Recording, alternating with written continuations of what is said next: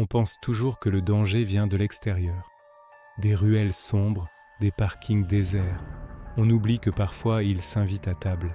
Samedi soir, on était 6 dans mon appartement. On se connaît depuis le lycée. Marc, Sarah, Léo, Julie, Antoine et moi. Rien ne pouvait nous arriver. L'ambiance était légère. Jusqu'à ce que vers minuit, Julie propose ce jeu. L'intrus. Le concept est simple. On éteint toutes les lumières. On se déplace dans le noir complet. Si tu touches quelqu'un, tu dois deviner qui c'est au toucher.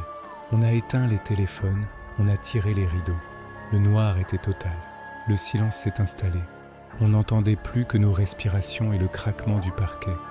J'avançais à tâtons dans le salon quand j'ai senti une main glacée, qui s'est posée fermement sur mon épaule droite. Les doigts étaient longs, beaucoup trop fins. J'ai rigolé nerveusement. C'est Marc, je reconnais ses mains froides. J'ai lancé. Personne n'a répondu. Le silence était devenu lourd, oppressant. J'ai crié « Allez, rallumez, j'ai gagné !» Quand la lumière a inondé la pièce, le choc a été violent. Marc était à l'autre bout de la pièce, contre le mur de la cuisine. Tous les autres étaient groupés près de la fenêtre. J'étais le seul au milieu du salon. « Qui m'a touché ?» j'ai demandé. Leurs visages étaient livides. Personne n'avait bougé. C'est là que j'ai senti une brûlure sur mon épaule. En soulevant mon t-shirt, on a tous vu la même chose.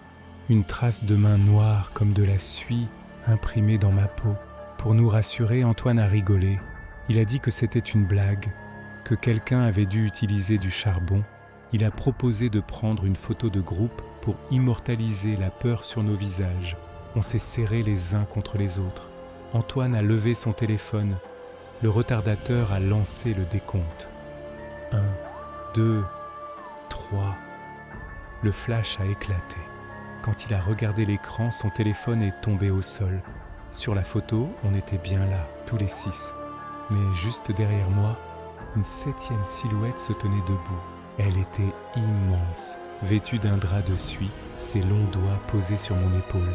Elle n'avait pas de visage, juste un vide sombre qui semblait aspirer la lumière de la pièce. Le plus terrifiant, sur la photo, elle fixait l'objectif.